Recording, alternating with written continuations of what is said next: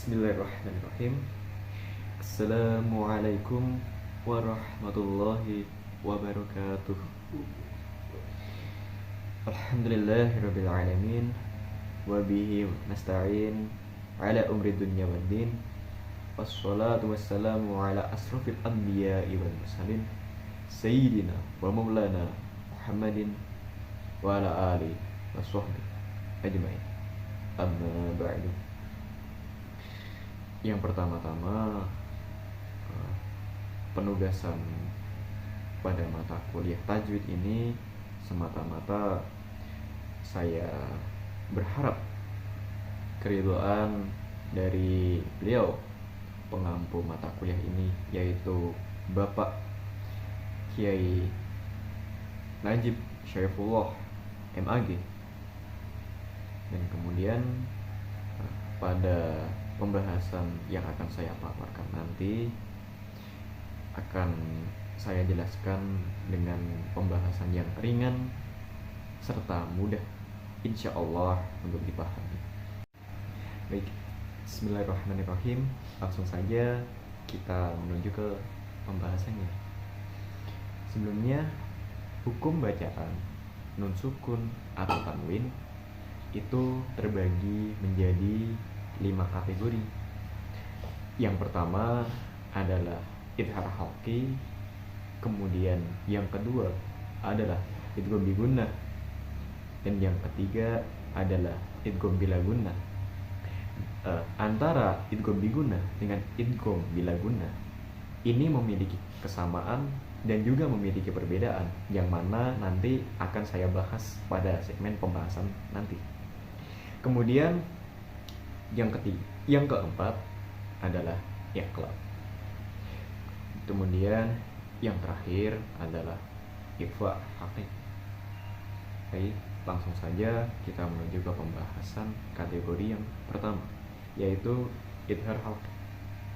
Sebelumnya perlu diketahui bahwasanya idhar halqi ini secara etimologi itu berarti jelas, yang mana dalam hukum membacanya itu tidak boleh ragu-ragu dan tidak dibaca dengung maupun melebur. Jadi hukum bacaannya adalah jelas. Idhar halqi ini terbagi menjadi beberapa huruf, yang mana berjumlah 6 huruf. Yang pertama adalah hamzah, kemudian yang dilanjutkan dengan ha, kha, ain, ghain, ha. Jadi saya ulangi, di antara contoh-contohnya atau kategori huruf-huruf yang termaktub dalam bacaan ini adalah hamzah, ha, kha, ain, ghain, dan ha. Baik, langsung saja pada penerapan hukum bacaannya akan saya contohkan. Yang pertama adalah hamzah. Contoh membaca nun sukun atau tanwin ketika bertemu dengan huruf hamzah adalah man amana. Man amana. Baik. Jadi penekanannya itu ada di huruf ketika nun sukun bertemu huruf alif. Man amana. Kemudian contoh lain adalah ghasiqin idza waqaba. Saya ulangi, ghasiqin idza waqaba. Kemudian huruf ha, yanhituna. Saya ulangi, yanhituna. Kemudian contoh lainnya adalah alimun hakimun.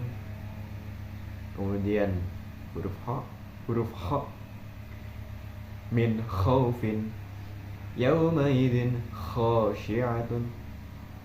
Kemudian yang huruf ain, an'amta sami'un alimun. Ghain, min ghillin azizun ghafurun. Ha, min hadin jurufin hadin. Baik, lanjut ke hukum pembagian nun sukun atau tanwin yang kedua. Yang berikutnya yaitu hukum bacaan idgham bi gunnah. Idgham bi gunnah sendiri cara membacanya adalah dengan berdengung, yang mana ketika hukum nun sukun atau tanwin tadi bertemu beberapa huruf-huruf hijaiyah, itu cara membacanya adalah berdengung. Jika yang diidhar halqi tadi dibacanya adalah maka yang di hukum ini adalah sebaliknya, yaitu dengan cara berdengung. Langsung saja untuk beberapa huruf-huruf yang termasuk dalam kategori hukum ini adalah huruf ya, nun, mim, dan waw. Baik, untuk contohnya pada huruf ya, yaitu mayyaqulu. Kuncinya adalah ketika huruf nun sukun ini bertemu huruf ya. Jadi nun sukun ini dileburkan menjadi satu dengan huruf ya. Mayyaqulu. Contoh lainnya, barqi yaj'aluna. Kemudian huruf nun, min khaufin, idhaman nakhirana. Kemudian huruf mim, mimman mana'a, hablum min hasadin. Saya ulangi, hablum min masadin. Kemudian yang terakhir huruf waw, miwaqi. Kemudian yaumaidin wahiyatin.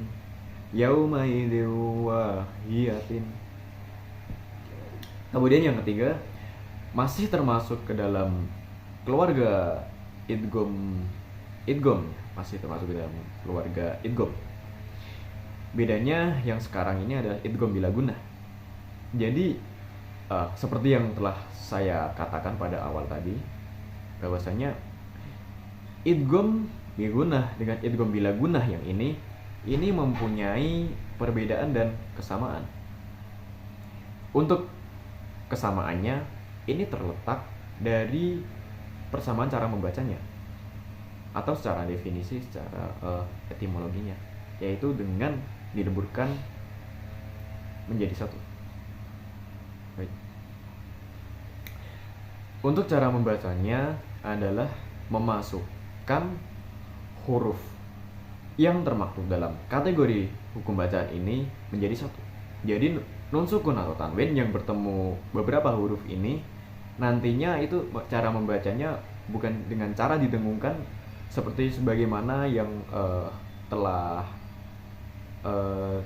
dimaksud dalam hukum bacaan idgham halqi dan idgham bi gunnah tadi, tapi cara membacanya ada dengan cara dimasukkan atau dileburkan menjadi satu.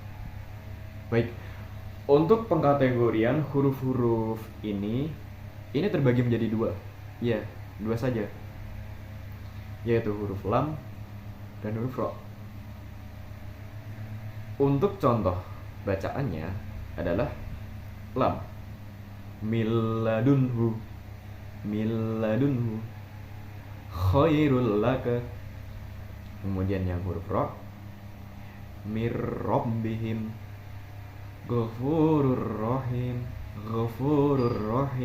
Kemudian yang ketiga lanjut, yaitu hukum bacaan iqlab, yaitu ketika nun sukun atau tanwin bertemu satu huruf saja. Apa huruf tersebut? Huruf tersebut adalah huruf ba. Jadi pada hukum bacaan ini cara membacanya adalah menyatukan jadi satu huruf nun dengan huruf ba dengan cara mengganti huruf tersebut dengan huruf mim. Saya ulangi. Jadi cara membacanya adalah dengan menjadikan jadi satu, menyatukan, atau mengganti huruf tersebut menjadi huruf mim. Contoh, mim ba'di, mim ba'di. Yang digarisbawahi adalah huruf nun tadi yang bertemu huruf ba ya, tetap karena hurufnya cuma satu doang. Kemudian contoh selanjutnya adalah sami'un basirun, sami'un basirun. Baik, yang terakhir adalah hukum bacaan ikhfa hakiki. Ikhfa hakiki ini unik sebab hukum bacaan ini yang termasuk huruf-huruf yang di dalamnya ini mencapai jumlah dengan yang paling banyak ya, atau dominan, yang mana huruf-huruf ini sampai berjumlah 15 huruf. Lalu apa saja huruf-hurufnya? Yaitu ta, sa, jim, dal, zain, sin, shin, shad, dad, ta, ba, wa, qaf, kaf. Jadi jumlahnya adalah 15. Kemudian untuk contoh-contohnya, yaitu pada huruf ta, contoh membacanya adalah jannatil tajri, jannatil tajri. Yang perlu digarisbawahi adalah ketika kasroh tain tadi bertemu huruf ta. Sebelumnya cara membaca pada hukum bacaan ini adalah dengan cara mendengungkan, yang mana sebagaimana telah saya contohkan tadi, ketika kasroh tain bertemu huruf ta, cara membacanya adalah dengan didengungkan. Kemudian contoh yang berikutnya adalah pada huruf jim, yaitu anjainakum, anjainakum ya. Yang perlu digarisbawahi adalah ketika huruf nun sukun tadi itu bertemu dengan huruf jim.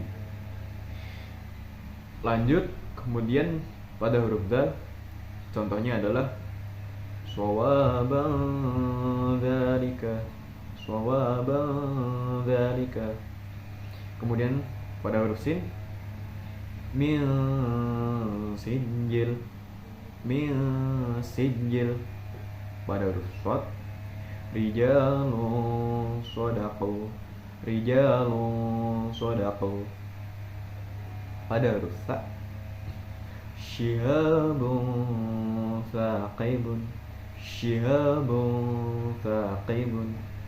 Kemudian pada huruf dal, madassaha, madassaha.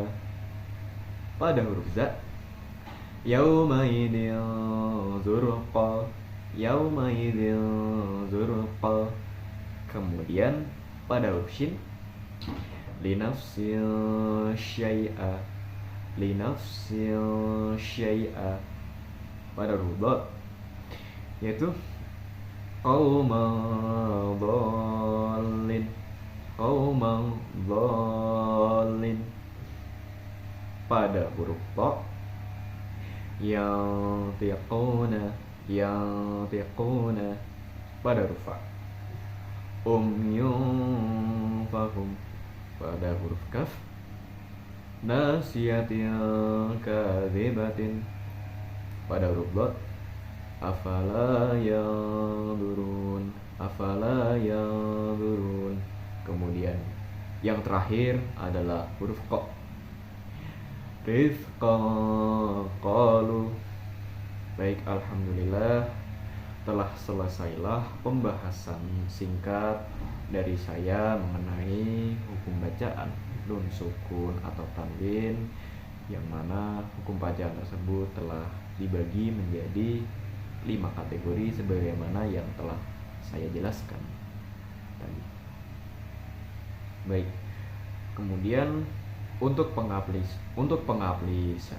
untuk pengaplikasiannya atau pengimplementasikannya, saya akan contohkan potongan salah satu dari ayat Al-Quran. Seperti yang akan saya contohkan pada potongan ayat 1-3 pada Quran surah Al-Kahfi. Bismillahirrahmanirrahim. Alhamdulillahilladzi anzala. Tadi sudah saya jelaskan bahwasanya ketika nun sukun bertemu huruf za atau hukum ikhfa hakiki ya, yang termasuknya itu cara membacanya adalah dengan cara didengungkan. Baik, saya ulangi lagi dari awal. Alhamdulillahilladzi anzala ala 'abdihil kitaba wa lam yaj'al lahu iwaja qayyiman liyundhir ba'san shadidan min ladunhu wa yubashshiral mu'minina alladhina ya'maluna as-solihati anna lahum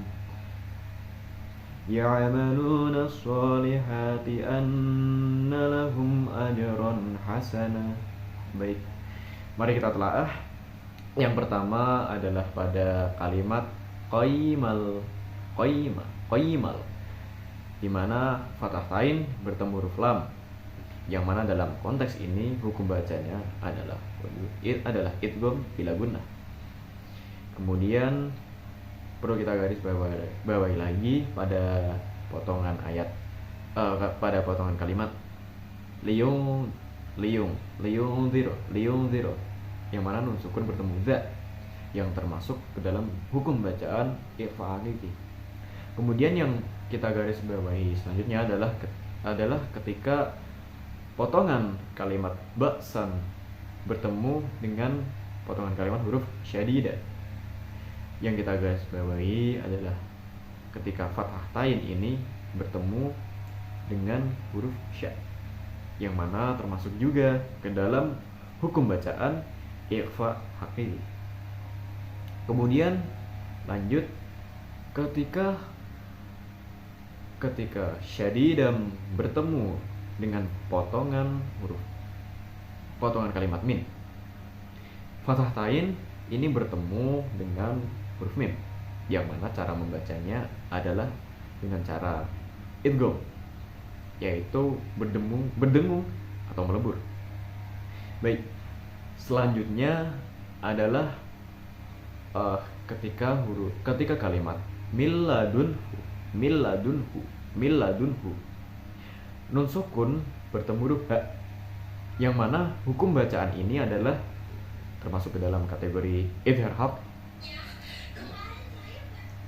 yang kemudian adalah ajron hasanah, yaitu ketika fathah tain bertemu huruf ha dalam ayat ini. Hukum bacaannya adalah idhar haqi, jelas karena huruf ha ini termasuk ke dalam pengkategorian huruf-huruf yang termasuk ke dalam hukum bacaan idhar haqi. Ya, yang terakhir adalah sedikit dari saya. Terima kasih.